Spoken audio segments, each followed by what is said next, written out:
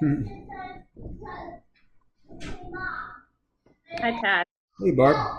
How are you doing? Good. How are you? Yeah, good. Yeah. Were you contacting Pastor Hole? Yeah, I haven't sent that yet, but Hmm.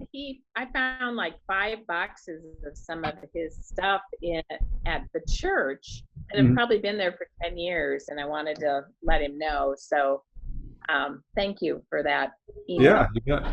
I had an old one, and it bounced back, and I wasn't quite sure how to get a hold of him, and I knew you had been corresponding with him, so Uh-huh. Yeah, he'd written me a couple of times. yeah. I'm not trying to figure this out here. Thanks for putting this together tonight. I'm looking forward to this. Yeah, me too. We'll see who all shows up. I don't know. One good sign is we had some people drive by and they wanted me to record it. We don't even know these people, but they said they couldn't make it, so they wanted to see it. Oh, So good. that's cool. Yeah. Looks like David and Marley were on there a second ago. Oh, good. Good. I haven't even. Ty, how's it going?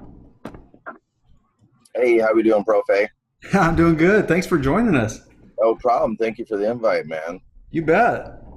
I haven't kept up with you very much. I know you're in Omaha, is that right? I've been in Omaha, yeah, for about 6 years now, and it's good. It obviously is a little bit more hustle and bustle than there in Sioux City, but it's still it's nice. I try to get back once in a while. I just had my grandparents' 50th anniversary, so Oh, we went to cool. Travis's house, and it was nice. But I won't lie. Sometimes when you go back to Sioux City, you get the couple reasons why you're not there anymore. So. Yeah. What do you do down in Omaha? So currently right now I just opened a Shopify store, so I've been doing a lot of entrepreneurial stuff. Really? Good for you. I do some executive concierge stuff, a lot of things with some local celebrities that come into town. I do concierge driving and kind of Uber for millionaires, if you will, Oh, kind of wow. stuff like that. So kind Cool. of doing the entrepreneurial thing, trying to be my own boss and stop being the man, right? Good for you. How you been though? How's everything been since with obviously the school and tennis, probably getting a pause and everything. Yeah, no tennis. That was weird. I don't know where teaching's going. I know I'm still totally enjoying it, but it's changing. I don't know if it's going to go online or where this is going. It's definitely, yeah, I don't know. How is your Hi, I Dad. guess how is the how I'll are give it. you with I guess locally in Sioux City? How is it there as far as the cases or the I know that everybody's kind of opening up. Yeah, they're really opening up. I haven't heard, but I know we were a top hotspot in the country for a while, but I don't know now. But I know that I was at a softball game last night and we sat way out in the outfield, but I was surprised how many people are out there living like it's just normal times. Yeah, I heard the bar scenes have kind of just opened up and they've kind of just got straight into it. They haven't really actually, I mean, and I don't know because I worked at a bar, or I worked at a bar. I, you know, did the VIP and the concierge and ran security. I pretty much ran the whole bar besides pouring a drink. But Hmm. I don't know how they were going to do the social distancing part. I know in restaurants you're sitting every other table, you're staying away from each other. But then, how do you paint X's on the floor everywhere and say everybody stand with a drink and just talk amongst yourselves? Or, Right. I don't know specifically how that would happen. So I guess we will see how that opens up there. But yeah, Yeah. it's kind of crazy. Yeah. I hope we don't have like a second wave hit us in the Yeah. fall, or I don't know. I don't know what's going to happen, but yep, we're social animals, and it's hard to keep us apart, you know? We have to be social. Hmm. Yeah. Everybody, this is Ty Robinson. He former basketball player, and went on and played some football after high school too, didn't you? Yes, I played at Iowa Western, and then I played at Morningside for a little bit. Yep, as a receiver. Yep. Yep. And still putting in the time in the weight room? A little Yeah, bit? obviously in the living room right now, but they did open the gyms up, but I'm still kind of in that home mode now. So now I got to get back in the gym mode. It's kind of weird. All right. We have another guest over here. Well, I'll introduce you guys as people are coming in. Hey, Victor is here. Hi, how are you? Good. How are you doing? Good. Hey, Charlie. Hey, can you hear me? Yep, I can hear you. Okay, good. Who else we got? Hey, we got Flora. Thank you for joining us. You're welcome. Thank you for the invite. You bet. Flora? Hi, Charlie. Flora, how you doing? I also saw Jim and Ginger. Yep. Good. Hey, Jim and Ginger. Okay.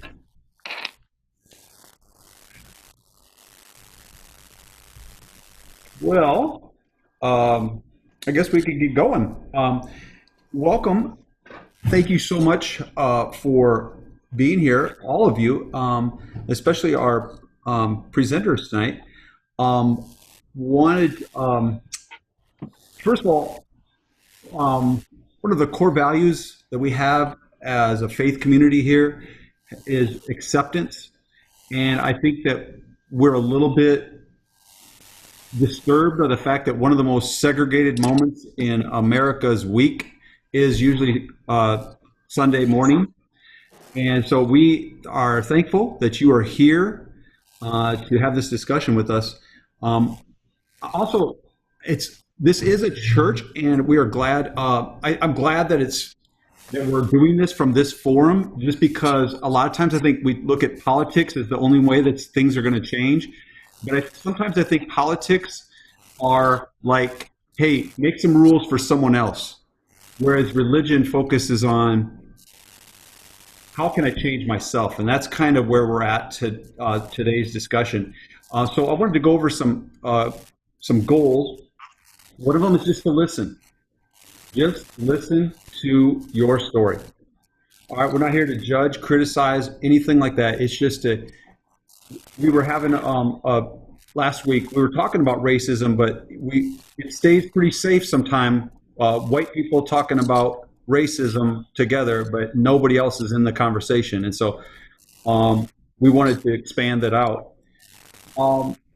Another goal we have is that we grow in our self-awareness tonight about our own implicit biases that we have, and that through this awareness growth, we move toward more love and hope in our relationships in this community. And that is our goal. And then also that hopefully, if we have time, that we can collectively ask, where do we go from here as a community? And so it's me, but it's also my community. And where do we go from here? A couple little ground rules and we'll get going. It is being recorded. We had some requests from people who wanted to see this. So I hope you don't mind. We're going to record this. And maybe a couple things we're going to do. We'll have each presenter share a few minutes, not totally on a clock or anything, but maybe 3 or 4 minutes or whatever, about how racism has affected your life. Or if you'd like, just what are your thoughts? What's your take on where America is right now, given all the stuff that's going on in terms of race? And so it could, either way you want to go with that.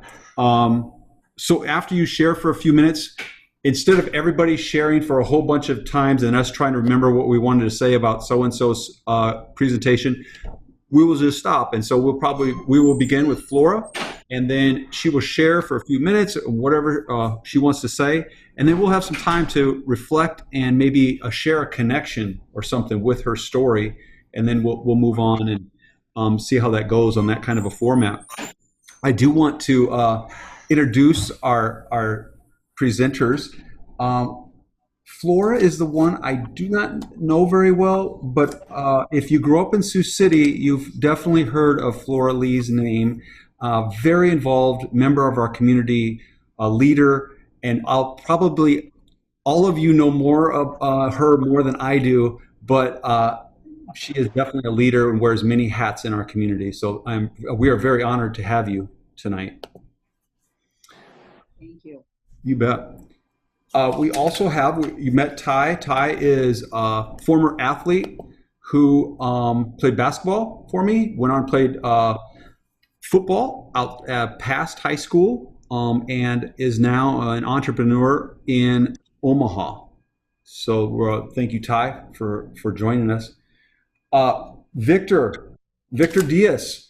He is like a former student, but he has now turned into my boss. I have homework to turn in for him for Friday. He's the homecoming king of West High. He was my student teacher, and now I work for him. It's kind of crazy. He's lived in Mexico. It's crazy teaching somebody like him because he's way more bilingual than I am, but hey, there's Victor. Who else? Thanks, Victor. That's good. Let's see who else. We have Doressa. Doressa's here. Houston Alice. I coached her daughter Brianna and I met Doressa at the parent teachers conferences. Have followed her on Facebook, and you know when you meet somebody's Facebook's a post and you say, "Wow, we share something in common." And so Doressa is with us today. And who else? We have Charlie. Charlie Silva is from Southern California. He grew up as a member of the Saboba Yes, sir. band of the Luceño Indians of Riverside County. He also has tie to the Paiutes and the Kamoye tribe. Kamoye tribes. That's good. Charlie is seriously invested in the lives of the young people in our community as a basketball coach. And when you look at what kids say about their heroes, they'll always say it's somebody who is there. Charlie is there for these kids. And so all of you guys that are here, we are so glad to have you. And if it's okay, I think we'll start with Flora, and we'll just share what's on your heart, I guess. Okay, give me the time because I'm not good with time. Okay. Either go over or I'm late, one of the two. But anyway, thank you for having me here this evening. I've lived in Sioux City all my life, and I was raised by my grandparents. My parents were young, and my mother, she was around. She was in my life. There was co-parenting before co-parenting was a term. But the thing I remember most about racism is that I wanted to go visit my family in Alabama. And I was like 11, 12 years old. And that's when the civil rights movement hit. And those young girls in Birmingham church, the church was bombed and those young girls were killed. And my grandparents said, no, you couldn't go because I would have to go by bus. And I would have to go alone because at that time, people just didn't take off work to take their kids places and then drop them off and return. So I was never able to meet my grandparents on my father's side. Now I met other relatives on that side, but I did not meet them. So that was one issue, for me. But I also remember when I was also around that time, I had a friend named Leland, and he always said, he doesn't have a problem with me telling him this story. And we were over at Leland's house, and his father's, and we were all playing out in the yard, and Leland came out and said, hey, Flora, you got to go home because my father doesn't like colored people. So I left, and I was with my cousins and we left. So also during that time period, I remember getting a brand new bike. It was a blue and white girl's Huffy bike. I'll never forget it. For Christmas. And I was riding it with my friend Sherry, and Sherry had lots of brothers and sisters. And we were over where Palmer Candy is now. Our house was where the tennis courts are, over by Cook Park, over in Cook Park. And I was riding Sherry's bike. Her handlebars shook all the time. And she was riding my bike. Well, she got ahead of me. And one of the things, I ran into her 3 older brothers. And they stopped me. They grabbed the handlebars and they said, "Hey, nigger, where did you get that bike?" I was terrified because I had heard what white boys do to black girls. And my grandmother said, "Don't ride through alleys," and I was riding through an alley, so I was disobeyed. But I didn't know what they were going to do to me. So at that point in time, Sherry came around and everything was okay. But those are some of the things that I really remember as a kid. As an adult, I just remember when my husband and I were shopping for a home, and the realtor only showed us homes on the west side. Never asked if we wanted to look at homes other places. Now, keep in mind, we wanted to stay on the west side, but she never asked if we wanted to look any other places. And after that, I found out about the redlining, and that's in some of the rules and the paperwork and contracts, even here in Woodbury County, Sioux City, Iowa, that say no Negro, no Jew, no Native, no so-and-so can live or buy property in this area. And I think, Todd, you wrote something about that too in your email. So that was real evident. And, so those were some of the things that I saw. And I also saw a lot of, when I was a kid, I saw a lot of black teenagers, young males, they went to jail. And they went to jail for dating white girls. And that really had an impact on me, because it was like, I just didn't, for a while there, I didn't believe in interracial relationships. I was really cautious about those relationships, especially if it was black and white, because of my experience. I've grown a little bit in that area, but it still sometimes, it shocks me. And my son was telling me that when he was home, several years ago after he graduated, that he and his girlfriend at the time were down on 4th Street, historic 4th, and a friend of hers, and they were getting in the car, and a police officer followed them and stopped him, and he went through the whole DUI testing, and he passed, and he was asked, "Where are you going?" And he said, "I'm driving her home." "Whose car is this?" And he said, it's hers. And, "And why are you driving?" And he said, "I think the officer was trying to pimp those girls, and something else was going on." So, some of those things go on, and, and he never told me about that until he was just a few years ago. And I was like, "Why didn't you tell me?" He said, "Because you would have been raising a big stink." And I would have, because, if he was doing something wrong, yes, but, that was profiling. And so those are some of the things that, I look at. And I know people sometimes think that I'm just pro-black and that means anti-white or that's not it. I know that if I take care of my kids or people that look like me, it's going to benefit everyone. And that's my goal. I want to benefit everyone in any type of work that I do in the community. But I do speak up and mention African American or blacks, because I think sometimes you have to have a voice. I can't speak for everyone, but I will speak up and make some comments and do, and step up to the table. So that's probably enough. I think I'm out of time. That was Wow. good. Yeah, that is good. Powerful. There's a whole bunch of stuff there. Is anybody have any reaction and thoughts, connections to her story? Flora, does that redlining still go on? Yes. It's still in the paperwork, and yes, it does. It does. In fact, I was having a conversation last week with someone that says it still goes on.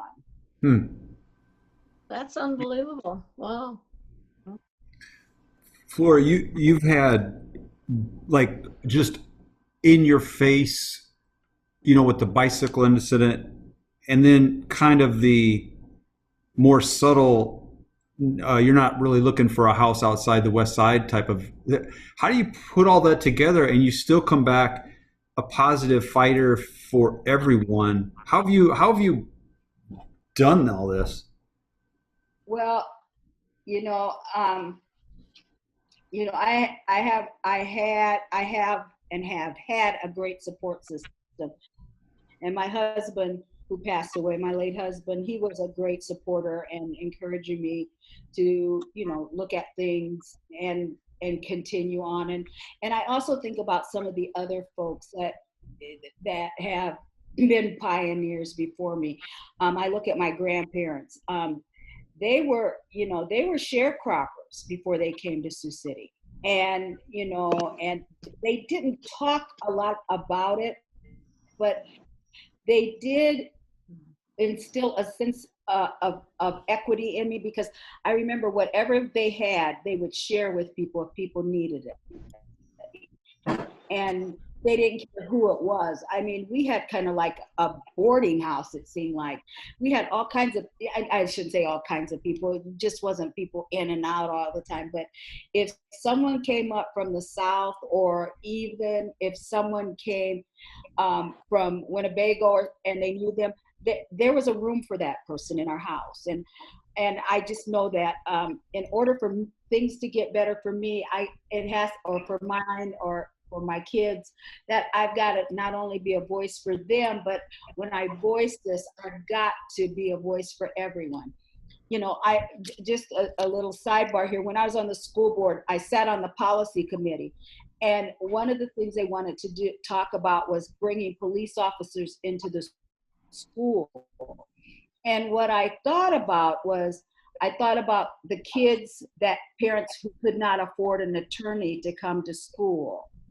And I could at the time afford an attorney if something happened with my kids. But what about those kids that cannot?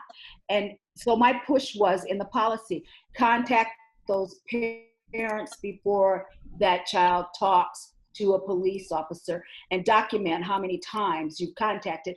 And we had a 3-time limit in there, because that's key. I mean, any of you that are sitting here, if your kids were called into the office and the police officer was interrogating your child or anything, you'd be upset, and you would probably take legal action. And I felt like I really had to be a voice for just not my kids, but for all those kids that their parents could not. So I don't know if that answers your question, but I just think if I'm going to look out for me, I'm going to also look out for you, because it may be it's not self-serving, it's just perseverance. Mm-hmm. One thing, Flora, that you challenged me definitely, and man, I struggle with this, is you said you speak up. And I don't know, I think a lot of us have been in situations where people are saying things and I'm not comfortable with what's being said, how it's being said, and I do struggle to speak up. And so I guess I take that as one thing I take from you, is that because it's got to start somewhere. These certain things, they aren't acceptable, and you don't get away with talking like that. But that's easy for me to say right now. But I tell you what, it's not easy. No, it's not. And I've been in meetings, professional meetings, where people have said, "Oh, they're fresh off the boat." And I said, "Fresh off the boat? What are you talking about? Why would you say something like that?" Now, that's just me. And I had a friend too, one time he said, "We're going to Jew them down." And I said, "What are you saying?" I said, "What do you say about me when I'm not here?" Mm-hmm. "Oh, Flora, I don't say anything about you." I said, "Well, why do you say that about The Jews, Yeah. Jewish people. I mean, what does that mean? Yeah. I sat in the office next to Flora for about 9 years when I was with the Sioux and Human Justice. She was AEA, so we've had some wonderful discussions and those kinds of things. But I just asked Flora, one of the things when we talk about speaking up is just, but the other is, I think there are ways that you can say some of those things that it doesn't end up in a fist fight type of thing. And that's probably one of your strengths is, you know, people know you're ticked off, or even more so, but you know, you have a way of dealing with that I've always found that interesting, in your ability to be very forthright, and people know that that's where Flora is coming from. And I don't know if you think there's special skills in that, or how you feel about that. There are special skills. I pray a lot, and I count, and I say, okay, what do you want to say? How do you want to say this before you say it? Because I can be pretty blunt, and so and to the point. So I have to work on that. But yeah, it sometimes it's difficult. So one of our goals was self-awareness, and one of them is trying to develop a sense of grace. And part of that, developing that sense of grace in relationships, is, you said, how do I want to say this? Sometimes we're not, that's careful. You know what I mean? You're taking some energy there to say, how am I going to say this? It isn't just like, oh, you're stupid, or something, just something like that's going to cause friction. You think, and so, I mean, that's part of that awareness thing, is how do we gracefully, and sometimes it might not be graceful. Sometimes you got to say no, and that's just over the line. But I do have to say, we have a visitor from San Diego. My sister-in-law, Amy, is on here. So I just wanted to put a shout out for Amy. She's out here. If it's okay, let's move on.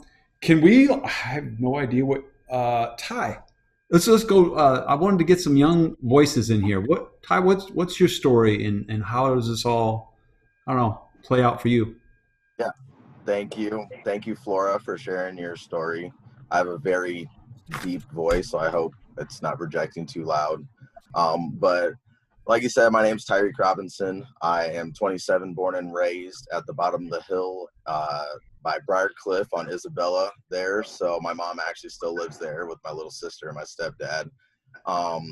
So I am a biracial byproduct of a Black father and a white mother. I will be the first to say I'm probably the perfect average of both worlds. My white family was very well off. It was a, very fortunate, privileged family. I grew up flying. My uncle owns Martin Airfield over there in South Sioux.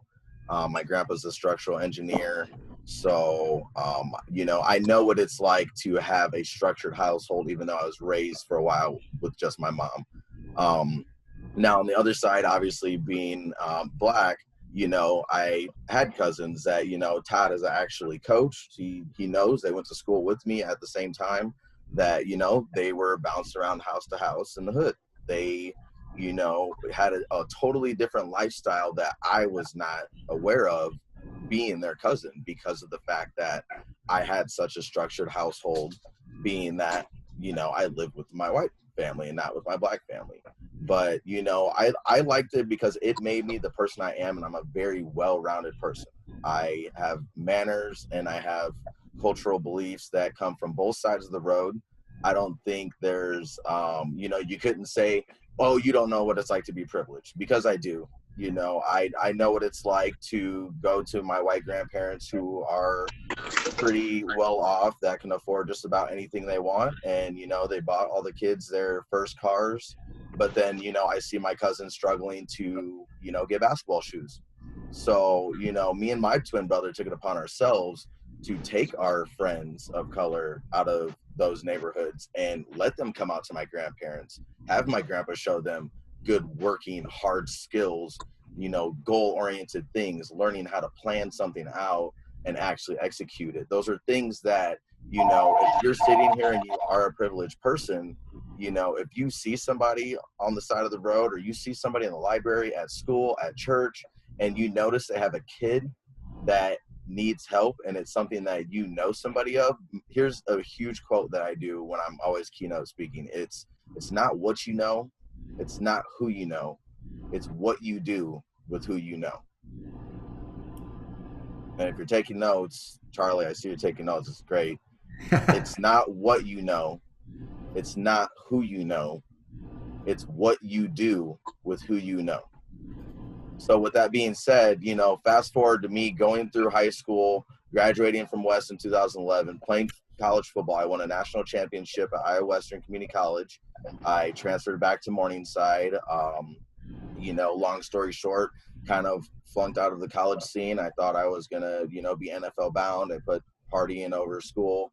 But, you know, throughout that time, I always noticed, and I don't know where everybody went to school or anything like that, but I was a West Side kid, you know, was always deemed to be this you know, cultural soup pot that of kids that are just, you know, undergrown and underprivileged, and they just don't know anything kind of thing, you know. And as I became more popular and I became more influential in the city, I would go to a Heelan party, or I would go to a North party where it was a predominantly white privileged scene.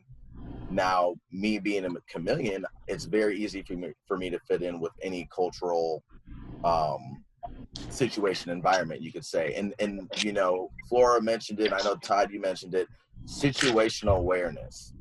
So I am a very, very big believer in situational awareness. I have taken and passed a concealed carry class. So being situationally aware, knowing your safety boundaries, knowing, like you said, how can I talk about this? How do I respond to this? I am a executive concierge. Like you said, I've done personal protection details for celebrities and multi-millionaires. And, you know, the biggest thing is getting your point across without taking away from the rights of the person that's across the table with you. And I will tell you this, is that there's one thing being in a situation where maybe you don't agree with what's going on at a restaurant, or you hear somebody say something at work under their breath, you know, take mental notes of that. Don't just attack, because that's our first thing, is to attack right away. And it automatically causes hostility. It's not an educational environment if your teacher yells at you when you're wrong, you know. So being able to learn how to cope. Now, here's another thing is, you know, if all of you guys are here are pro-cultural, you know, anti-racism, you're going to lose some friends during these times, you know. And it's hard to say that and be blunt like that, but that's who I am, and that's how I'm going to say it. You're going to lose some friends, you know, especially being, you know, most of you of the older generations, you know, you're going to have friends that are set in their ways, that when you go and you say, hey, I'm actually going to go to this multicultural meeting and I'm going to try to learn a different culture, or I'm going to take up a different language or a different cultural activity, they're not going to support you. And that's okay. What's funny not okay is, oh, go ahead. Oh, you say that because, like, I had put a couple posts out on my Facebook, you know, and wondering how that's going to respond, because I do have people on the other side out there, and so I felt a little bit of that. One of the things you mentioned about coping, and you right away you mentioned the two worlds that you inhabit.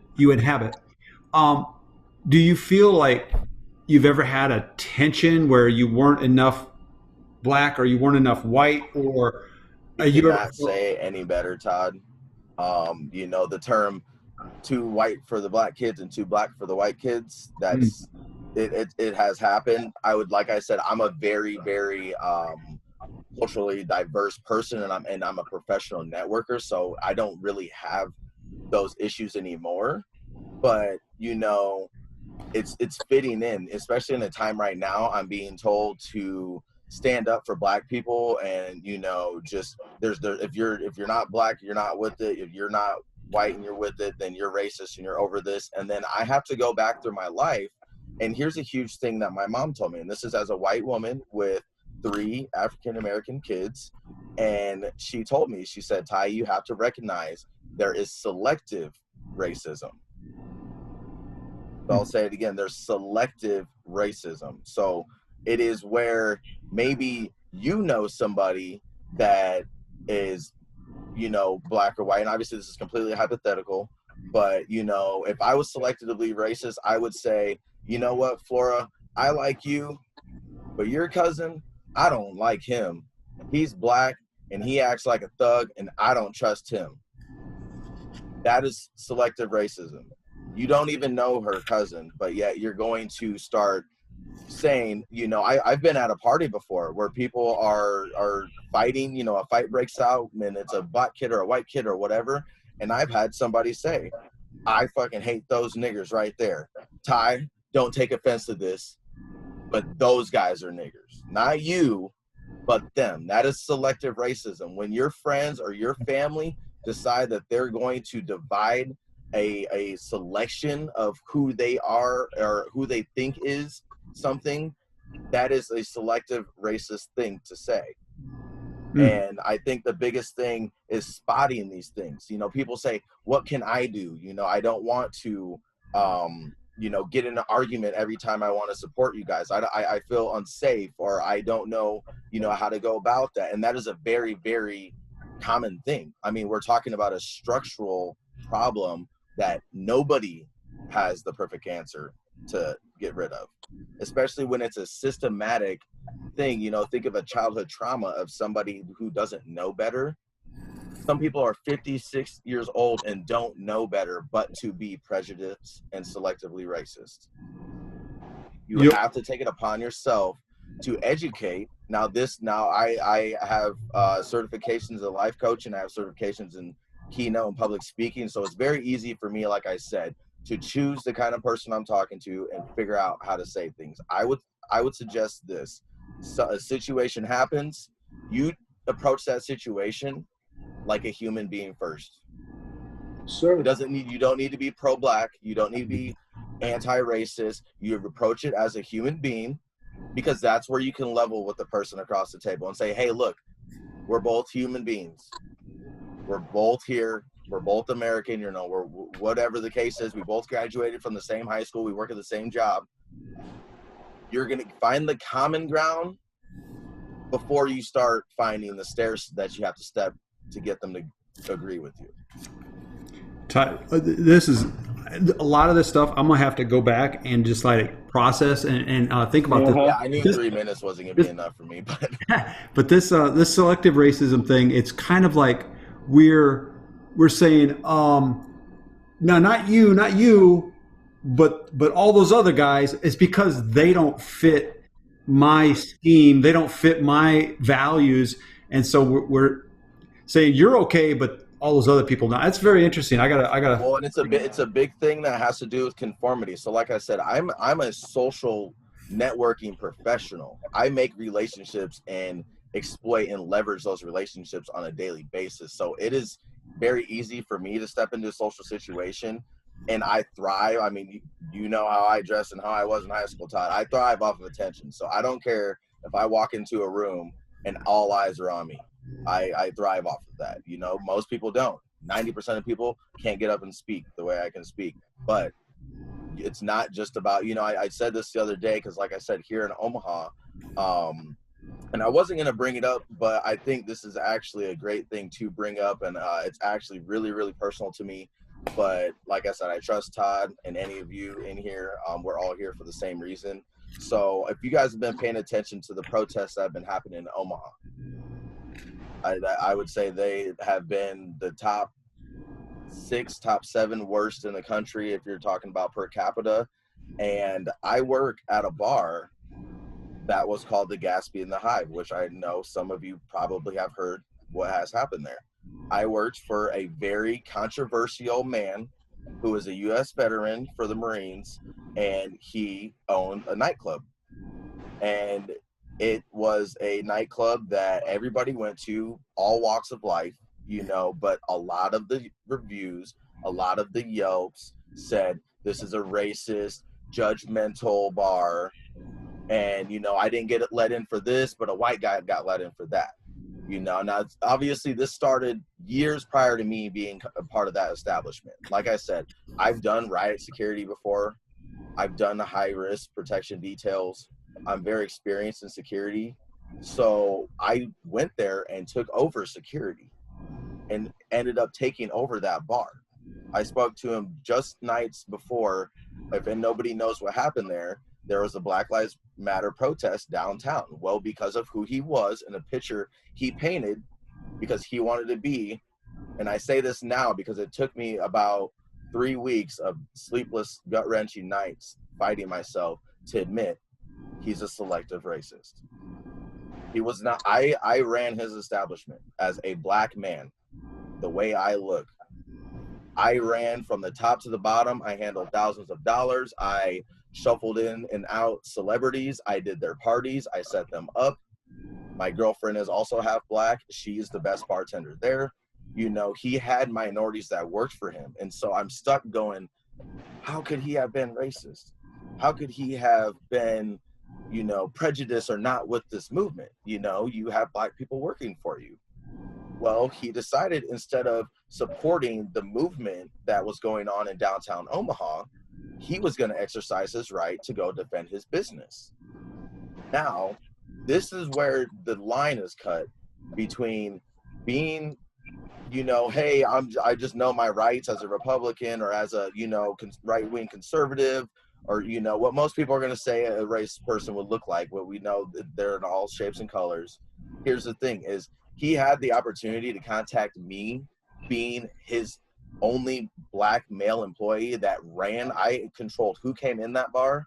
I controlled what prices you got. I controlled if you wanted a birthday party or a bottle service. I worked with DJs. I ran his bar. So he could have came to me and said, Ty, let's go give some water bottles to these protesters. Ty, let's go out for 1 hour and I'm going to shock the whole world. And I'm going to say Black Lives Matter. And the whole world's not going to know what to do because he's labeled as a trans, homophobe, Nazi racist, white supremacist is what he's been labeled. So how'd you deal with all that? His clash of values with you? So with the dress codes and things like that, you know, here's the thing. Like I said, with security and coming from my background, it's very hard to be biased because I'm not on either side of the fence. You know, I'm mixed. I've never seen it from there, so it's hard for me to notice if a rule or something is going towards a certain group. You know, you have to look at it as a standpoint of your gut feeling. Like as soon as something happens, or as soon as, you know, he would say, like, you know, this chain that I'm wearing right now, I would have to have this chain tucked in at work. That was his rules. Now, that wasn't a black or white thing. That wasn't a, you know, but was it a black or white thing? Now that we have further information, you know, like I said, getting back to the story, I don't want to take up too much more people's time, but, you know, this is a national thing where I have Daily Mail, the Daily Beast, very, very large world-renowned social media outlets are trying to contact me because they want my side of the story. And he had the opportunity to do what I said and support the movement. What did he decide to do? He decided to get his 5 closest white friends that he knew he wasn't going to call me because I obviously was supporting the cause. I'm black. He went down there with a firearm illegally on his hip, got into an altercation with a protester, and ended up shooting and killing him. And it was a 22-year-old black kid who was unarmed. Sheesh, whoa. So now you kind of get where I've been for the last couple of weeks. Oh, okay. Wow. Mentally, spiritually, you know, did I work for a racist? And you got to ask yourself that when it comes to your friends. Are they racist? Was that remark really a joke? You know, why would they say something like that?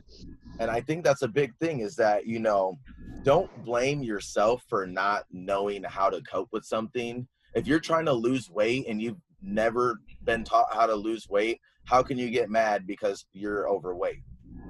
You don't get mad at yourself, but now is the time for action. And like a lot of people are saying, silence is violence. If you're going to stand there and you're going to let somebody get disrespected in your face as a human being and you're not going to stand up, you have to ask yourself some very, very intricate questions. Well, Ty, we got a lot of other speakers. Yeah, But go ahead. But no, like I said, your story, I have got to, anyway, that silence is violence thing kind of goes back to Flora's thing about the quiet that I have. But also, I've got to sort your story out. That thing is, yeah, look it up online. I can show the news article. It's a huge thing that's going on that touches home. So yeah. Well, recently, can I say something quickly? Yeah, There was an article that the Iowa Public Radio released. I shared it on my Facebook, and I can send it to you, see if you'd like to share it. But they wrote about, there was a huge misconception about, I think a week or two ago when the protests began, that there was busloads of rioters that were going to come up to Sioux City, and then Sioux City got boarded up. And the council even said if there needs to be a curfew, the mayor had the go ahead, and there was a lot of, I guess, in that spread across the Midwest, but particularly in Iowa. And that was something that kept, and so in Council Bluffs, in the article, it mentions that there were civilians that armed up and went to the Capitol in Council Bluffs, and they were ready to protect, right? So sometimes, and Ty's story reminded me of this, of the owner of the bar going in with a gun to protect their space, I guess I'd call it. It's interesting to see who's really policing. Is it the Karens, or is it the policemen, or why are white people? I'll say it like that. Is it so? Why are they upholding the police or backing up the police so much? What are they trying to really defend? And I think that's that's a question you all can answer and think about. But I think, why is a certain demographic so scared of other demographics so much that they'd arm up to go defend a national building that, girl, it's insured? So there's a lot to, I think that question is something that just occurred to me and I wanted to share it, but for you guys to kind of think of. Wow, yeah. I don't think that everybody that is, anti-Black Lives Matter supports the establishment either. My bar owner hated the government. Though he was a Trump supporter, he hated the government and the restrictions that they placed on his rights. And he hated the police. And he recorded them every single weekend. So, then that is the big thing, is that, Black people want to say all cops are bad and white people want to say all Black people are bad. But guess what? There's so many, and that's why it's a person-to-person situation. If I'm talking to Todd, I can only judge white people on what Todd is giving me right now. But when I leave this conversation, I'm not going to go post, every white person I will ever meet is going to be like Todd Seifert. No, that is when I have to decide this is Todd. Todd, one of the things that your whole story is really about how complicated life is in America and how we navigate all this. And I like your thing is that you're saying it's on an individual basis. And that's so big, what you're saying there. Because if we have these preconceived ideas and say, you're Black, so you're this, I like how you're saying that's good. I've got we got so many people. Charlie, is it possible you could share 3 minutes? Yeah, I got that you've faced? And I'll just share. I'm just going to share a little bit of my background. I came on late. I talked with Coach Seifert in a coach's Zoom meeting, and he had asked, and I was interested right away. Absolutely, I would love to share my history. As Coach said earlier, I'm actually, I'll go back to my grandparents. My dad's father is a Luiseño Indian. He was actually our chief, one of the chiefs of our reservation back in the 70s. He married my grandmother. She's the Paiute. She's from Bakersfield, California. Then my mother's mother, She is a Kumeyaay Indian from San Diego County. So, hey, San Diego County, if you're out there. They're actually, that's a good story. If your sister wants to research the Kumeyaay Indians, it's a really interesting story. You can trace them way, way, way back, and it's really cool. And then I have my grandfather on my mother's. He was American. His father was American, but so that would make my great-great-grandfather was born in Jalisco, Mexico. And with those mixing of the bloods, I came out like this. So, but a history. Born there in Southern California. Grew up on the reservation. We were bused into school. We were bused into the nearest town to go to school. I don't know if it was, I don't know what reverse racism is or any of that, but what I do know is, are you guys still there? Yep. Okay.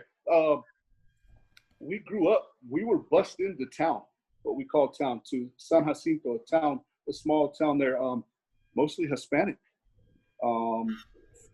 Field workers, hardworking families. I mean, good. We also have a junior college there, so we did get a lot of Black people in that community. We went to school with them. We grew up with them. You know that, and it was sort of weird. The white people that had money, they went to the next town over. They didn't go to school with us, but we still had white people at our school. I mean, good, and it's sort of what it is what attracts me to West, because our school back there, it was the same way. We all got along. We did have our racial tensions. You know, there was always racial tensions, but for the most part, we've always got along. Racism, what I've experienced, going back to my grandma, from the reservation, when she was growing up off of the reservation, we were not allowed in town after 5 o'clock during the week. And she was telling me certain times on the weekends. Back then, it was still allowed. It was still okay to beat a Native American without any consequences. And that's just the way it was. Just the way it was. And that's just the way we grew up. You know. I know too certain things in this country. I mean, I love the United States. I'll say that I love it. It's we're still considered savages. If you read back into the, Todd, if you would look that up. I don't know if it's the Constitution or something, but I just watched a video the other day where they referred to us 3 times in a writing as savages. So that's something that I've always known who I am. I love what Ty says. Man, I take people for people. I do look for common ground. If you're gonna, I mean, and I'm the first to smile. I love to smile at people, and if they don't smile back, I think I'm a little forceful when I do try to say, hey, hey, I said hi, but I leave it at that. If they choose not to say hi to me, sometimes, a lot of the times, I'm never gonna say, hey, I said hi to you, which it did happen recently. And I probably taught my child wrong here. She's standing right here looking at me with that eye. We said hi to this at the shopping center. We said hi. She looked right at us. She looked at me. She looked at my daughter, and she walked in front of us. And I'm like, she must just not have heard us.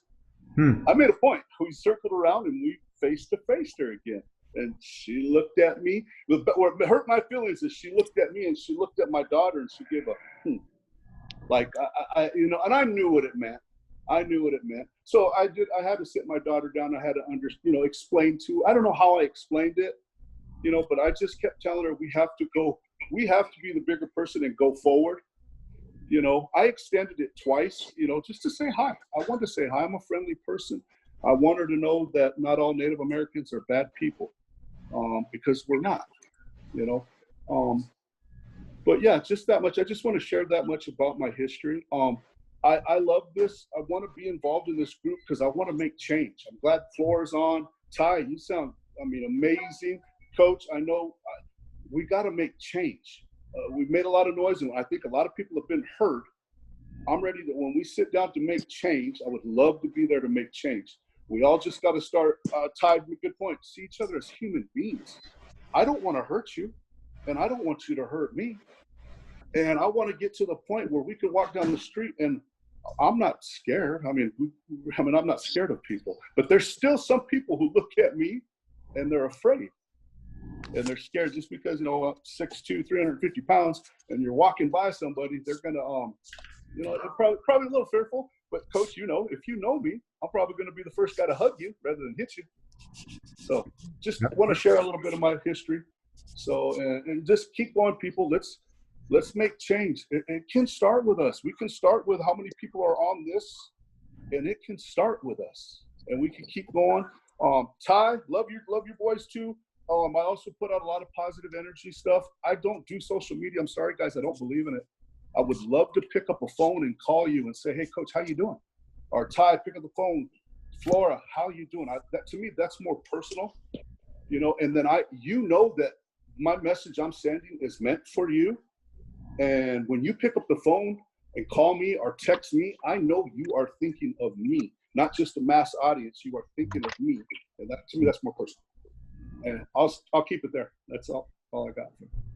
Man, yeah. Thank you, Charlie. I mean, you just not feel the vibe of the, and what would it be like to be a player under this guy? I mean, it's right there. And and if anyone wants to pop in, but I just got to say, like, you grew up, and I didn't know this about you, but you could get beat up by white people who could walk away with no trouble. You have curfews, and yet, Charlie, you're one of the most positive people. Like, you're so positive and you're so engaged, and to think that you came out of that, how could anybody not have hope? I mean, you went through a lot. I think there's a lot of maybe stuff you're not mentioning, but that's big. It's so beautiful how positive you are and stuff. Anybody, any thoughts or questions? Or I do want to talk on that reverse racism. I think that is a huge thing. It is a very big thing. I have a lot of friends and a lot of family that, and yes, rightfully so, in the subject matter what we're talking about, they are Black and they hate all white people now. They hate every white person because of what's happened and their oppression and their, the systematic racism. But that's the thing, is it's all the hate across the whole board has to be zeroed out.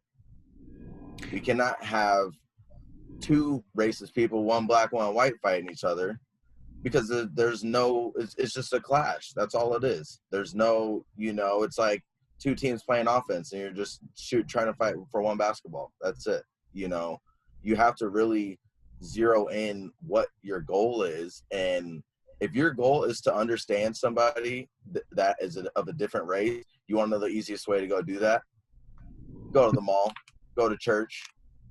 Obviously social distancing purposes for this matter now, but, going out and being social, like you said, a lot of times I go in public, I smile, I talk, I'm loud, I'm, a very attention-seeking person. And, there's, and I will challenge you to do this too, Charlie. And I'm not saying for that particular situation, but a lot of times what happens is people of color become very hypersensitive to the wrong impression. Which reminds Can I interject? Yeah, go ahead. Go ahead, Flora. I want to thank you.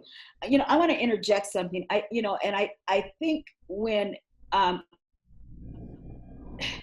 you talk about reverse racism, I don't think it exists. I think prejudice exists across the table.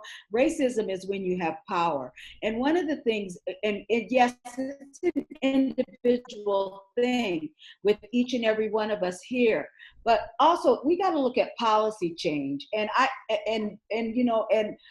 look at when the Civil Rights Bill was passed in '64 with Johnson, and gave me my right to vote, my right to live wherever I want to, those type of things. That made a difference. But then when George W. was in office, they had to reinstate my right to vote.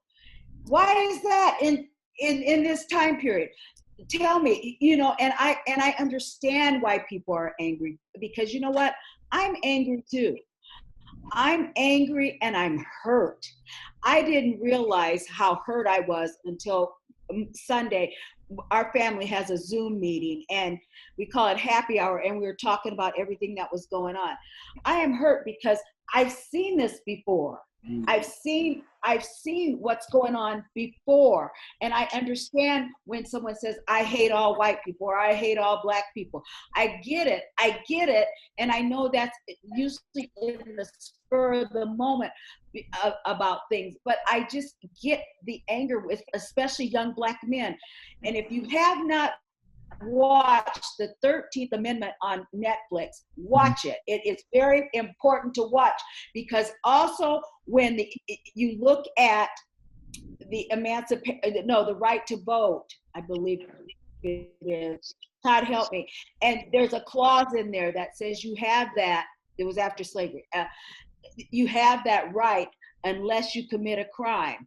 And so, and at that point in time, black men were, because slavery was abolished, black men were arrested for minor things, for loitering. That's just hanging out at Casey's, and for other infractions, because the labor pool was gone, especially in the South. And keep in mind too, that when blacks migrated to the North, there was racism also. There, not only the redlining, but living in certain places and working in the meat packing plants. That's how my family got here. My uncle was in the Air Force, and he said there's jobs here, and it was working in the meat packing plants. But most of those men that got the jobs, they had those hard jobs, lugging the beef and cutting, and with knives. So, I mean, I understand it, and it's painful. And Ty, I get you. And I know you're biracial, and you've had the privilege of living with your wealthy grandparents and all that good, but your cousins have not had that. They have not had that. And that doesn't mean they're savages or that they're ghetto or they're anything else. It's just that they have not had the experiences and the opportunities that you have had. But I'm going to tell you, when I did not, I know other people need to speak, and I'm going to shut up, but I did not understand until recently. When Roots came out in 1977, Alex Haley's biography, I was so excited to watch that. And I went to my grandmother, my grandfather, and I said, "Oh, are you gonna watch it? I'm so excited. I'm gonna watch this." And they said, "No, I lived it." And they did not watch it. And then when all this is going on, it hit me. I feel their pain. I'm living this again. And I've got a son that he's a cop. He's in law enforcement. But you know what? I get scared for him because he's not in uniform, and he was in Ferguson and he had just gotten out of the police academy when the riots happened down there. He was on the front line. You think I wasn't afraid? And I'm afraid now. He's in Texas, and it's scary because he's not wearing a uniform, and I get afraid what's going to happen to him if and when he gets stopped. I feel that same way about my daughters. But anyway, I'm going to leave it alone. But I just had this, because we forget about policies. And I'm going to say this: I don't care where people's politics are, but when I think a leader of a country is supposed to bring people together, not continue to divide. And the guy in the White House started out with that. Get them, knock them down. This is what happened to them a long time ago. Law enforcement could just beat them up. They could do this, they could do that to people. Get them out of here. That is ridiculous. You don't do that to the people that you are going to oversee and take care of and be responsible for. If I take care of your kids, I'm going to take care of them the way I would take care of mine. I'm sorry, but I get emotional about this. That's good. And it's very, very painful, because I have cried about it, and I'm feeling like I am now. It's hard. Thank you. Because, so there's some interesting things going on here. We got Ty saying zero it out. We got Charlie, who just kind of somehow has rolled with so much and come out like that. And then, but you got that anger thing going, and you know what? It's okay. I think there should be some anger going on. Yes. Floyd was on the ground saying, "I can't breathe." And if that's okay, it's not okay. And I mean, it's okay to have some anger, and that's okay. I think a big thing And is too is that Flora has, like she said, went through this. You know, whereas me and Charlie are byproducts of, you know, a mixture of cultures, and we can only rely on experience from having that. She has had that experience, and honestly, being the ripe young age that she has went through a multiple situations throughout history. This is one of my first situations of dealing with this, you know, being 27 years old. I can only hear about a lot of other things, you know, so she is angry, and I do feel her. let me 100%. clarify something. I'm not just totally angry. When I get hurt, my voice rises too, and I'm in a lot of pain because this is painful. It's painful to see this. It is hurtful to see it. And you know, when I sit up, and I don't even like to watch the news. I watch it. I force myself to do it. I mean, it's hard. It is hard. And when I sit and listen to the young people on our Zoom, and 6 of them are young males, ooh, that's scary because I love those kids. They're my family. You know, and I get more afraid for them than I do the young women. That it, you know, and it's tenseful. It's just tense. I mean, I was thinking, why am I waking up so tight? It's all this stuff that's going on. It is painful. And Ty, if you ever get profiled, you'll know it. And I'm going to tell you something. It may not have happened to you yet, but it's coming. And speaking of implicit biases, that's something that, you know, and I think that, you know, this conversation is such like a small portion of like what our world is, right, on so many layers, and I think that's important too. And you know, microaggressions and implicit biases, I've noted, you know, kind of what happened here, for example, is Flora, you know, has a passion, she has a drive, and she has the motivation to fight these injustices and create policy change and be on the school board, which is really great to hear. But I think, you know, having that passion and sometimes being a person of color, and you know, there's also a scale, right? There's colorism, but I think, you know, white people can have passion, and sometimes, especially Black women, they can only have anger when they speak up, right? So I think that's also another thing that we should be aware of too. Black men and Black women aren't these aggressive, you know, savages, as this conversation has been saying. There's a lot of times where this passion can be interpreted as such. So it's our own internalized biases coming out right there, where Flora was just showing passion, you know, and I think that's something to acknowledge, and it's a great example to start leading with. How am I perceiving this person right now, and how am I characterizing them in my brain, in my scheme? So there's a lot that can be unpacked with this one instance, and that's a good example of implicit biases and microaggressions.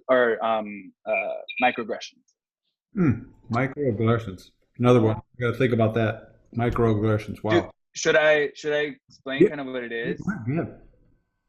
So microaggressions are something that is a microaggression, right? A macroaggression is sometimes more overt. It's like it's calling someone a racial slur, or calling someone ugly. I guess I'll say that. You know, just you're ugly. While a microaggression would be like, you wore that dress.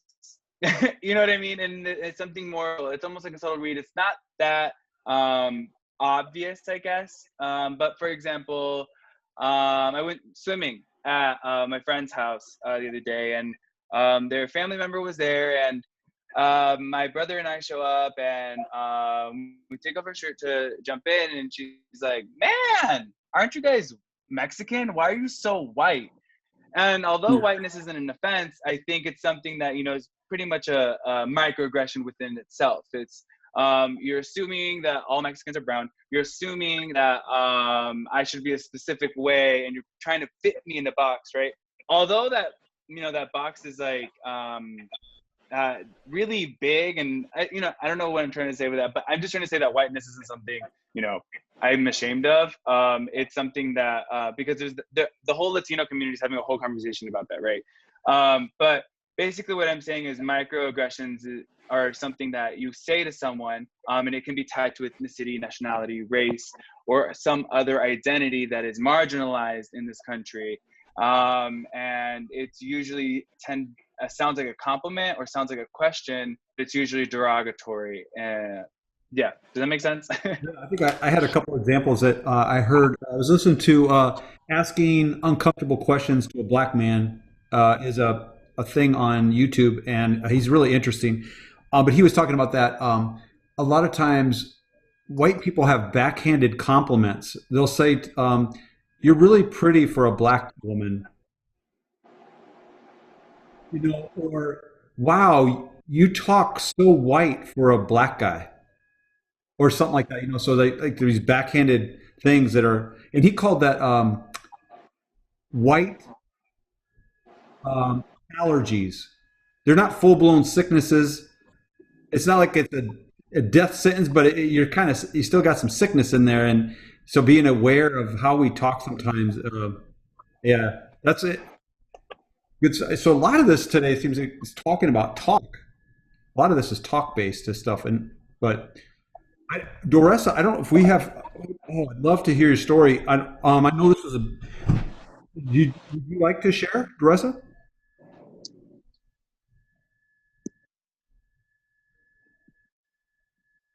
I'm not sure how to use this. No, we can hear you. Okay. I will give some background that I think I have a little bit more of a unique situation. I was like one of the few we were black at Hopkins until it closed. And then I went to Webster, where there may have been 2 other full black children in the whole school and a black and Native American child in the school. The school was very kind to me, but I was socialized white. Also, I had a white stepfather. And so my experiences with racism are that I am able to identify the racist as the racist without white, like broad stroking the entire race, because I've been around a lot of white people who are best friends and are real genuine friends. And then we've got we've got Native American husbands in the family, a Puerto Rican, Jewish. So we've got a melting pot of nationalities in my family, so I can kind of blend in. But one thing I want to say about microaggressions is that, let me think. A microaggression tries to put you back in your place, your marginalized place in society. Like you're pretty for a black girl, or you talk white, which I got that a lot. Or being followed around the store. It's extremely embarrassing, humiliating. I'll share a story of when I was a preteen.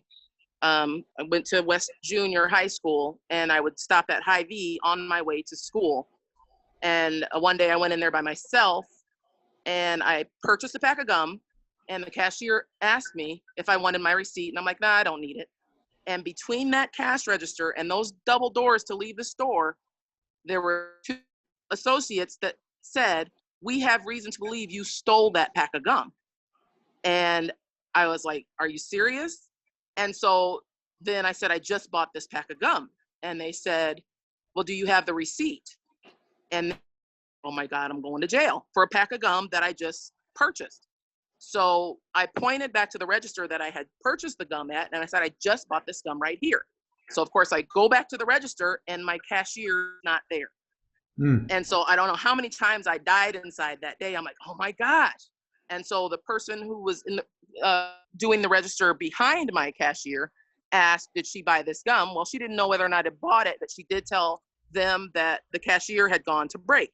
So they escort me back to the back of the Hy-Vee, and they they go in there to get the girl, they bring her out, and they ask her, did she buy this gum? And she was like, yes. And so I was free to go. But to this day, I don't care what I get, I am getting that receipt. I have anxiety about walking in the store. I'm very exaggerated movements with my purse to make sure it doesn't look like I dropped something in my purse. I'm very self-conscious about checking my wallet to make sure I have my debit card. I don't want to be, it causes so much self-doubt that it's almost paralyzing. I try to avoid going into places with a lot of people because it's just paralyzing to experience that, and it really makes you feel less than. And I've had the experience similar to Flora's, where when I went to this school, I met this friend. We were in the 4th grade. We were really good friends.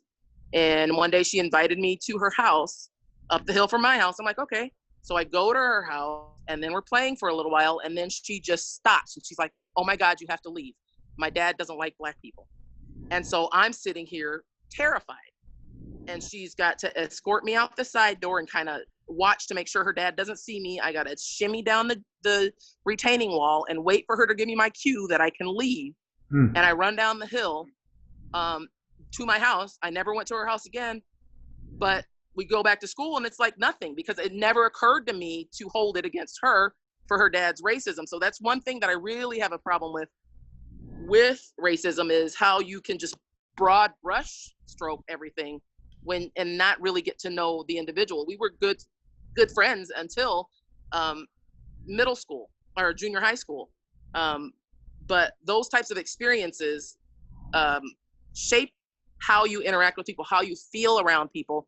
And it's like, are they going to think I'm a thief? Are they going to think I'm a bad person or whatever? I didn't experience a lot of direct racism because I was almost 6 feet tall at 12. So nobody, I mean, about 12, it's about 5'9" at 12. So nobody really was overtly racist to me in those years. And my personality is such that I'm willing to hold that space for you if you're willing to be be apologetic. I will bristle a little bit, but I'll still give you that opportunity to make it right. I don't hold grudges. It takes too much energy. It's exhausting. It's exhausting enough just existing, being Black, but to do all the emotional baggage of holding grudges, it's just too much to bear. So a lot of Black people are not holding grudges. They're not what you think they are. They're just trying to exist in a space without being harassed or prejudged or hated or killed. And I noticed that the white privilege term really bristles a lot of people, and they take it to be a financial term, which is the outside margins of it. White privilege is the privilege of existing in the space without suspicion, without aggression, without, I know many may have seen the videos where somebody's in a public space and somebody's like, why are you here? Let me see your ID. Well, I don't think you belong here. That's privilege. To be able to exist in life and never have that happen to you because of the color of your skin, that's the privilege we're saying when we're saying white privilege. You may not have grown up poor, but you haven't had your skin color be an obstacle or a barrier to you interacting with other people. And just like the gentleman who had the woman who didn't acknowledge his daughter, that's extremely painful, and it's hard to be open to people when that's a possibility that's something you're going to experience. I have a lot of stuff. You do. We've had it with social. My mother had mental illness about the time that Reagan, let mentally ill people go into the streets. So my grandmother took care of me, and kind of like with Flora's situation, my grandmother was a buffer in the home to allow my mom to still have her children. But my mom was not really the person that was in charge. And I want to say my brother was 5 years old. My stepfather, his son, was 5 years old. And they took him to Iowa City for some kind of brain scan. And they told my grandmother, who has all girls, we didn't have any boys in the family, my stepfather didn't live in the home, told my grandmother that my brother at 5 or 6 years old had a criminal brain pattern.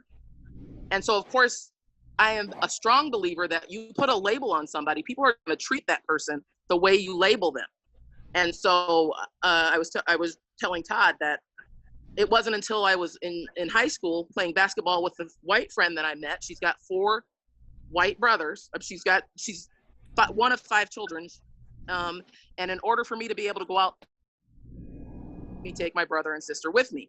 And so my friend would take us golfing, bowling, go-kart riding, out to Buena Vista to play tennis at night. Just really took us in under her wing. I can't thank her enough for being the person that she is. And one day I was telling her about my brother's problems. At that time, he'd have been maybe 10, 12 years old. And she was like, well, I've been around her and he's no different than any of my other brothers. So I don't know if my brother's track record was because someone labeled him and then they just responded to him that way, or if he really had issues with behavior that were above and beyond the normal. But he went through his whole childhood institutionalized from roughly 12 years old until he just got out of the system maybe 5 or 6 years ago. And I bristle every time I hear about the thug. The thug, I'm going to tell you, is just another way of saying the word that you're not able to say. So if somebody's calling somebody a thug, the picture that comes in your head is not going to be somebody that's not Black. It's just, in my experience, anytime somebody refers to somebody as a thug, it tends to be somebody who is of a Black person. And it's like the way I dealt with things was, one, I had my own internalized racism against my own self, because I would have to package Dorisa a way that I knew and push her down and go to school and just try to blend with the white people and not make waves, not say anything. So you just internalize it. Not anything major. You just were socialized white. So the things that they enjoyed, you tended to enjoy. The things that they did, you kind of blended in and did it with them. You didn't really bring up what you wanted to do because you didn't want to be the raisin in the rice bowl, just out there on your own as a pre-adolescent. You didn't want to be that person. And then when I got back to junior high school, then we started integrating with the myriad of nationalities that were in the high school. Another couple of things that shaped my childhood. Again, I told you I had a white stepfather. Didn't like me very much. I'm not even sure what it was just a weird, bizarre relationship. But I was 6 years old, sitting in the windowsill. I knock over his Milk-Bone Dog Biscuits box. He's a smoker. There's cigarettes in it. I pick up the cigarette butts. I get up as much as a 6-year-old can get up, but I didn't get the ashes up. And he tells me, you better get that up or I'm calling the police on you. And I'm like, yeah, right, you're going to call the police on me. And I'm like, never in your wildest dreams do you think a grown-up is going to call the police on you, until I look out the window and the patrol car pulls up. So I run and hide under my bed, terrified. I didn't know what the police were going to do to me. And I could see, I could hear the conversation going on, and he directed him where I was. And I see him bend down on one knee, flash his flashlight under the bed, and then just stand back up. And he basically reams my stepfather, telling him that is a stupid reason to call police. And if you ever call the police again like that, I'm going to take you to jail. I'm going to arrest you. And it was like I was a nobody, in that there was no come here comforting or anything like that. He just left it at that. He told my stepfather what he said, and then he just left me there with this crazy man who would call a police officer on a 6-year-old. Then when I was 8, I did not realize it was my grandmother who did it, but my mother had schizophrenia. And so I go to the door, somebody's banging on the door really hard, and there's like 4 officers there. They asked me where my mom is, and I'm like, she's in the bathroom, taking a bath. And so they bum rush down the hallway to my bathroom where my mom is, and they're banging on the door like SWAT. And they're telling her, come out of the bathroom right now. And of course, she doesn't listen to them. She's like, I'm taking a bath. And they jimmy the door open with like a credit card or something. And they go in there and they drag her out like she committed a crime. And she's like, can I please at least put my clothes on? Can I put my clothes on, please? And they're like, just like she's nobody. They're not responding to her. They're ignoring her. They're like escorting her down the hallway. And then finally her room's at the end of that hall. And one of the police officers says, just go get her something. So they take, not clothing, but her bedspread off of her bed and escort my mother down to the patrol car naked to take her to the mental hospital. And that just stupefied me. So I am not anti-police, but I don't trust them. They're, at their word. I don't trust that every officer has good intentions. I don't trust that every officer has good people skills. I try to limit my interaction with them because I don't know which officer I'm gonna get. The incident in my son's childhood, I didn't mention that I'm married to a German. I met him 20 some years ago when I was in the military. Married him. And so my son would have been about 16, 17 years old. And there was a police officer that lived 2 doors down from me.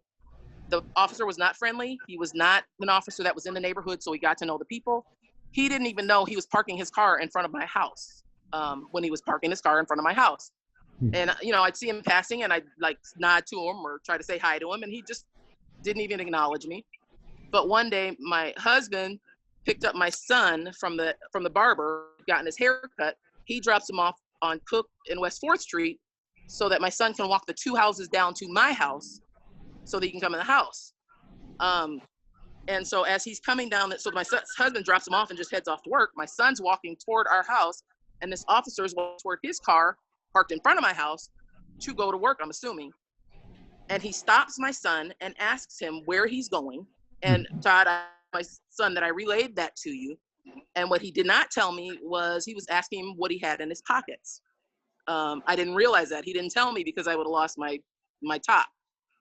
But the fear of the only interaction he wanted to have with us was confrontational with my son. It scared me because he lived on the street. You're seeing the Trayvon Martin stuff. You're seeing all this. And you don't want an officer asking your son where he's going.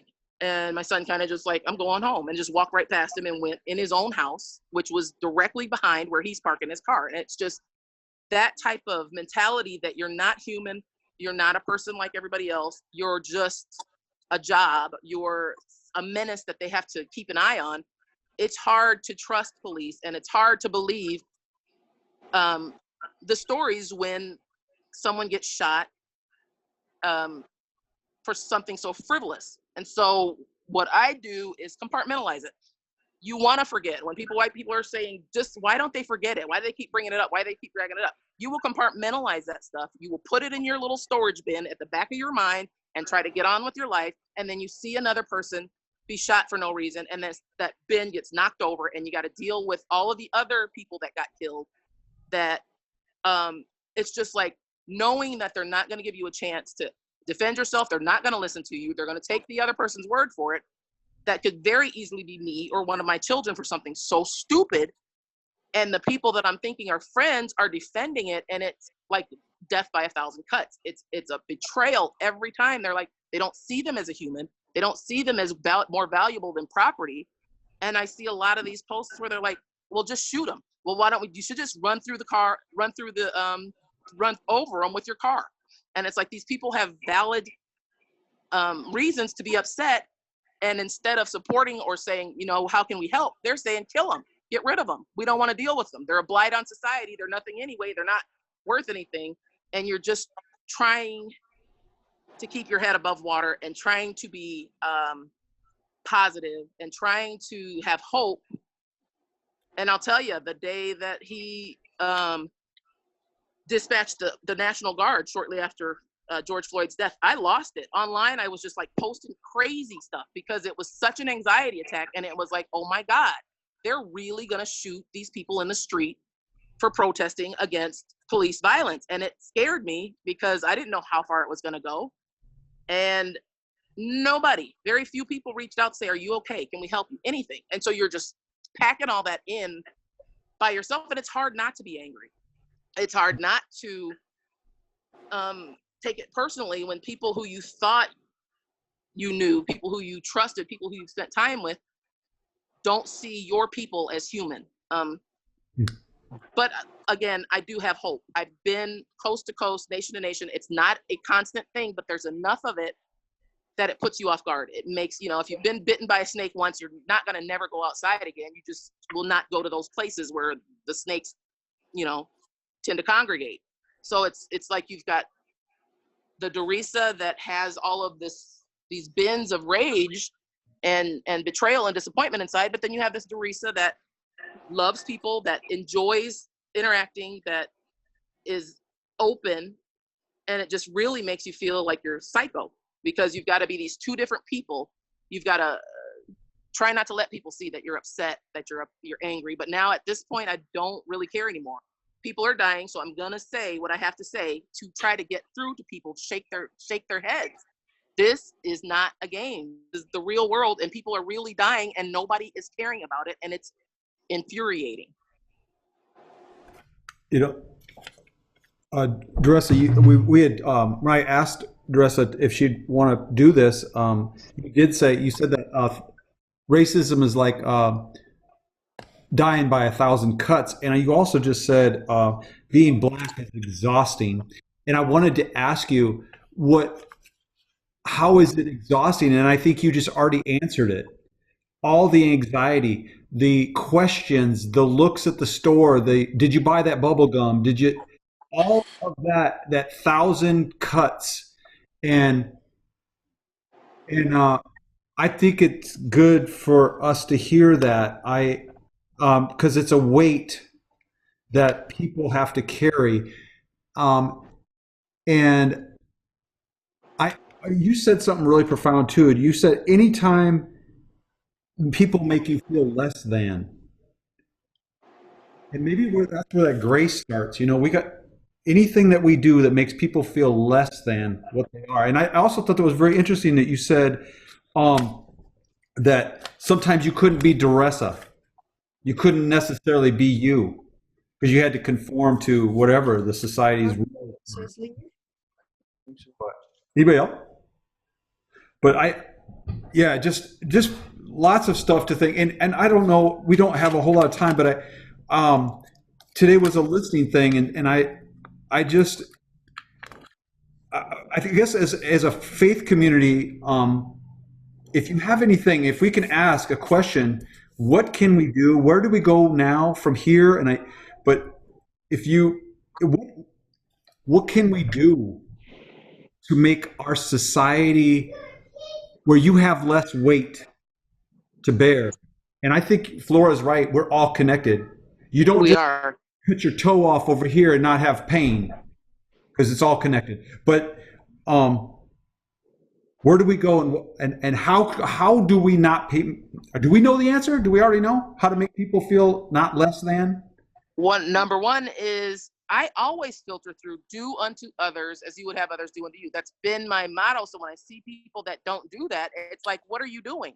First of all, if this were someone you cared about, how would you want people to speak of them? Even if they weren't a saint, how would you want people to see that person?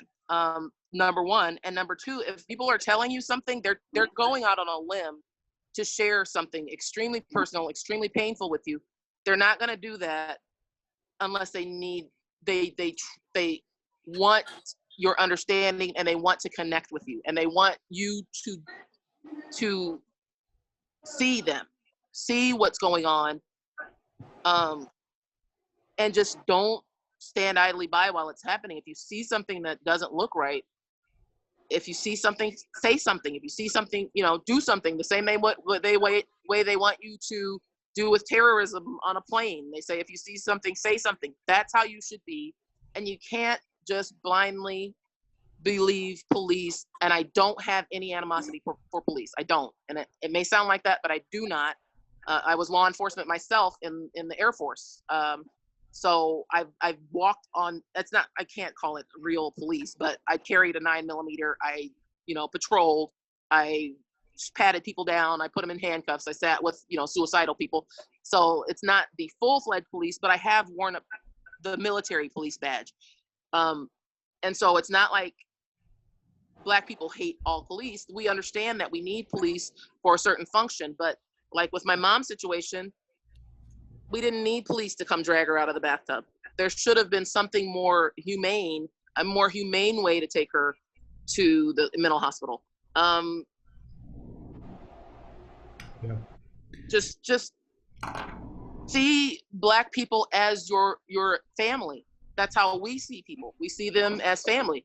We, well, in my family, it's like everybody is just open to those relationships. And, I joke that with my family in Minnesota, that if it had to pick between me and my husband, they'd probably pick him, because they're like, is your husband coming? Oh, Ronnie, he's just like the life of the party. And so it's just that openness. Hold on. I'm hiding in my room and the kids are they are not taking the hint that I'm not to be disturbed. But yeah, just be open, be willing to risk. Yeah. And help people. If you see something that smells fishy, don't just be like, well, not my problem. If you just stand back, or if you videotape it, or if you do something to be that person's six, to have their six, as we would say in the military. Don't just let something happen if you can avoid that. Also, having a husband who's German, they're not going to know that he's married to a Black woman. So a lot of the things that I didn't even think were a problem, I didn't even realize how bad it was until my husband was coming back saying things like, what does this mean? And I'm like, I've never heard of that in my life. So when I'm positive that there are people who work with people who will say things and they don't say, I don't think we should say that, and when they're comfortable enough to say it around my husband, but not when there's other people around, because they have no idea that he's married to a Black woman. So it's like, let the flag fly. So I've been a little bit more cognizant that it is worse than I thought it was when I married a German and brought him back to Iowa. We better wrap this up. I'm not going to be able to wrap this whole thing in a nice little tidy package, because this is a messy thing. But I tell you, Dressa, maybe you did. Do unto others. And another thing you said, Dressa, is about family. And of course, I got to bring this back to basketball, right? Everything yes. about basketball. And do you want to know where things go right in this world? You want to see how people work together, and it don't matter about color and everything? You go to a basketball team, because it's a beautiful thing. And guess what? We have a common goal. We work hard. We sweat together. And that's what our society needs. We need some sort of goal, some sort of project. We can all get our hands on it and start sweating together to build a better society. And but I think it starts with just that one little thing. It's do unto others. And the other thing I think I take from this is what you keep saying is speak up. And you said something, Dressa, you said, I don't think we should say that. I don't think we should talk like that. Maybe that's my line. So no, yep. That's the gist of it. Good little strategies. But if anybody wants to be in a project, I don't know what that looks like, but you want to start doing basketball to make the society better, I'm on that team. Okay, let's form that team. Let's build this conversation, and I don't know where we go. Victor, I know you didn't get a whole lot time to share, but we'll be back next week. So if you want to come in, Victor, no worries. I'm good. Thank you. I'm glad that everyone was heard.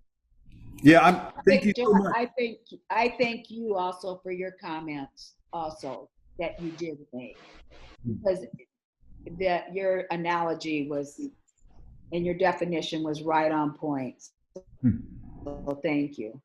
Thank you, Flora, for sharing. I'd like to thank all of the people who were willing to just hear, because that's mainly what we're about, is just hear our stories, try to find common ground between us. And I appreciate those that may have sat here to have to listen to something that wasn't necessarily pleasant, but it's done in love. We want our families to be just multiracial, one big American family. And I know we need to wrap up, but I want to be as honest with you folks as I am with my family members. And that was my goal tonight. Because if I continue to be that, because I get what Doresa's saying about being Flora here and being Flora over there, that double black consciousness, as they call it, I get that. And I've decided I can't do that. I don't want to do that because it's very constricting. A lot of anger. Yes, and it does, and it causes sleepless nights. Melatonin does not do the trick for it. 2 melatonin gummies every night. I gotta load up to just be able to sleep. But I thank you. I thank you for hosting this. And yes, thank you. Oh, thank you guys for joining us, all of you guys. So, take care, everybody. Thank you. Yep. Let's be a family. Thanks, Todd. Thanks, Flora. Thanks, Charlie. Thanks, Doresa. Thanks, everybody. Okay. Thank you. Thank you very much. Thank you, Clara, for joining us. Clara, if you're back next week, we'll be talking some more. So. Hey, yep, I'll be back. Thank you, everybody, for sharing. Okay. All right. Good night, everyone. Good night. Good night. Hey Ty, I keep talking to Avery about having that basketball game in my driveway. Someday we're gonna bring it back and settle the scores. Oh, I need to get back and go to Four Seasons or something. You'll have to invite me to a open gym if they open it up or something. We have an open gym going, so yep. Well, we'll stay in touch because I know I wanted to speak to your kids too, so that's definitely something I want to be doing a lot more speaking engagements this year. So yeah, let's do it. Right now we're kind of in a COVID cycle thing, right. But oh yeah, yep, sounds good. All right, thank you guys. See you, Ty. Thank you. Bye. Thank you. Bye. All right. Thank you, Flora. Oh, she's gone. Doresa, thank you for man, Stephanie. You said you were kind of like, you just spoke like you said you were kind of hesitant to do it, man. You spoke like a pro. I mean, you're just. I'm having heart palpitations like a mug right now. I'm sweating. No, thanks, man. There's some. Just unpacking your stories, man. It's really makes me think, and but I've had enough people who don't look like me, who love me for me, that kind of cushions that blow. I imagine anybody who's in the relationship who doesn't have that kind of support, there's no redeeming qualities. They don't have anybody to redeem their image of the people that hate them because of their skin color or just misunderstand them. So I'm lucky that I had such a vast array of people that don't look like me that I fit in with, even down to my in-laws' Turkish neighbor, like straight from Turkey, Turkish neighbor. We'd have barbecues, so it was like, doesn't matter where you go. Mankind basically has the same wants as everybody else. And if we could just channel that, I think we would solve a lot of problems. For sure. I heard there was some study. It was a study done on us versus them, and the only real way that we can break through that and start seeing them as an us is through contact. And I people kind of make fun of people who say, "Well, I got a black friend," and they say, "Oh, that's they make fun of it like it's nothing," but it actually is something to have friends that are different, because that contact is really where all the stereotypes start to break down, because nobody actually is stereotypical. You know what I mean? Everybody's unique. No, nobody's any box that you put them in. They're not necessarily that. Exactly. And so that's why it's so important to have, hang around whoever you say is them, to be around them, and you've been around. Be open. Barbecues. Yep. But they're big. We have a lot of them here, and it looks like Benetton, the Benetton commercials of the olden days. It's like Guatemalan, Native American, Yep. Black, white, German. just interact with people. Don't assume that there's something wrong with them and that you can't connect. Yep. You know, another thing that I take from tonight, like I don't think we really unpacked Charlie's story very much, but like you and Charlie, and I don't know how, like Charlie didn't talk a lot about the ugliness of it, but how you guys come out and you're still giving people a chance, and you know, it's just like, man, it's cool. It's good stuff. I don't know. Because It's because you've seen the worst of it and you don't want to be a part of the worst of it. You don't Right. want to Exactly. perpetuate that. Exactly. But then you think about Charlie, and you know, like he's from California, and those tribes, you don't meet very many Indians from California because they literally had a law that was $5 for a scalp. If you brought in an Indian scalp in California back in the day, you got paid money for that by the government. That's horrible. That's on the books. That's like legit history. And Ken Burns did a history on the American West, and that's in there. And like, so you got all that, Charlie, and yet you're going to come in and help white kids play basketball. Man, there's hope in this world somehow. I don't know. I think it's just love. We just have love because we know what it's like to be on the outside. That's my take. To be on the outside looking in. And it's like, I don't want anybody to ever feel that way. So if I can, you know, help somebody to not feel that way, I'm going to do that. Try to bring them in. Try not to let them be on the outside looking in. Try not to let them be marginalized and you know, denigrated. Yep. And that's probably part of his strength. Your strength is that. So like, you know, I work with Coco. You know Coco? I do not.